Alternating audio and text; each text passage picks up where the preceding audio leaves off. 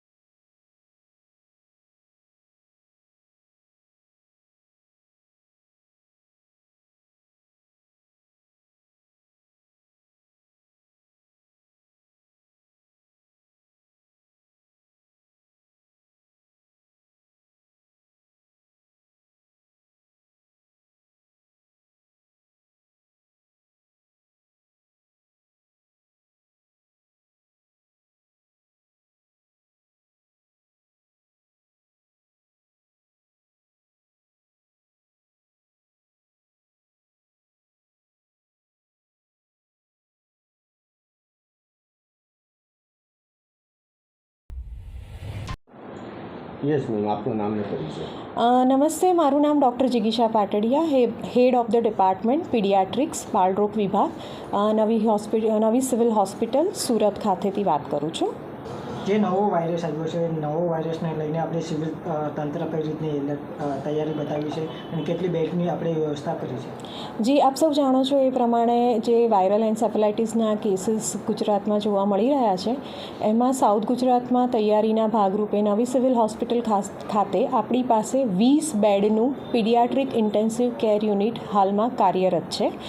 એની સાથે જો કોઈ આવા સંભવિત કેસીસ આપણી પાસે સાઉથ ગુજરાતમાંથી આવશે તો એના માટે બીજું 10 બેડનું પીડિયાટ્રિક ઇન્ટેન્સિવ કેર યુનિટ ચાલુ કરવાની તૈયારી અત્યારે ચાલી રહી છે. એટલે કે અમે બપોર સુધીમાં એને કાર્યરત કરી લઈશું. ઇન્ટેન્સિવ કેર યુનિટમાં પેશન્ટ્સને માટે જરૂરી વેન્ટિલેટર્સ, દવાઓ, હોસ્પિટલ માટેનો ડૉક્ટરનો staff, nursing staff, support staff, life saving medicines અને બીજી તમામ સુવિધાઓ ઉપલબ્ધ હશે. કેટલા ડૉક્ટરો એમાં કાર્યરત રહેશે? હાજી, અમારી એક ઇમરજન્સી ટીમ 24/7 ઓન ડ્યુટી રહે છે. એની સાથે પીડિયાટ્રિક ઇન્ટેન્સિવ કેર યુનિટનો ડેડિકેટ 6 થી 7 ડૉક્ટરોનો સ્ટાફ 24/7 ઇન્ટેન્સિવ કેર યુનિટમાં હાજર રહે છે. આ વાયરસ કેટલો ગંભીર ગણાય છે? આ વાયરસની શરૂઆત સામાન્ય લક્ષણોથી થાય છે, જેમ કે બાળકને ઝાડા ઉલટી થવા, તાવ આવવો, અને એ પછી જો બાળકને યોગ્ય સારવાર અને ટ્રીટમેન્ટ આપવામાં નથી આવતી તો આ બાળક બહુ ઓછા સમયમાં બાળકને તાવ વધી જાય છે, ઝાડા ઉલટી વધી જાય છે, અને આ વાયરસનો ચેપ મગજ સુધી પહોંચતા મગજ પર સોજો આવતા ખેંચ આવવાની શક્યતા અથવા તો બેભાન થઈ જવાની શક્યતા રહેલી હોય છે. સો આ વસ્તુને ધ્યાનમાં રાખીને બાળકને કોઈ પણ આવા સિમ્ટમ્સ દેખાય, એટલે કે લક્ષણો દેખાય, તો તરત જ નજીકના ડૉક્ટરનો સંપર્ક કરો. ડૉક્ટરની પાસે નિદાન કરાવીને યોગ્ય સારવાર કરો. સારવાર પછી પણ જો આપના બાળકને સંતોષકારક ફેરફાર નથી દેખાતો પરિસ્થિતિમાં, તો તમે નજીકની ડિસ્ટ્રિક્ટ હોસ્પિટલ અથવા મેડિકલ કોલેજના ડૉક્ટરનો તરત જ સંપર્ક કરો. અને જો ડૉક્ટર તમને ત્યાં દાખલ થવાની સલાહ આપે છે તો મહેરબાની કરી દાખલ થઈ બાળકના યોગ્ય નિદાન અને સારવાર આગળ વધી શકે એ માટે જરૂરી પગલાં લેવા માટે ડૉક્ટરનો સંપર્ક સંપર્ક કરી અને એમને સહાય કરો. તકેદારી કઈ રીતની રાખવી જોઈએ? આપ સૌ જાણો છો એ પ્રમાણે આ જે વાયરસ જે અત્યારે આપણે જે ચર્ચા કરી રહ્યા છીએ એ મુખ્યત્વે સેન્ડ ફ્લાયથી ફેલાય છે. સેન્ડ ફ્લાય એ મુખ્યત્વે કાચા મકાનોની તિરાડોમાં રહેતી હોય છે. વરસાદની સિઝનમાં કે કોઈ કારણસર જ્યારે આ સેન્ડ ફ્લાય બહાર આવે છે અને કરડે છે એમાંથી આ વાયરસ ફેલાવાની શક્યતા છે.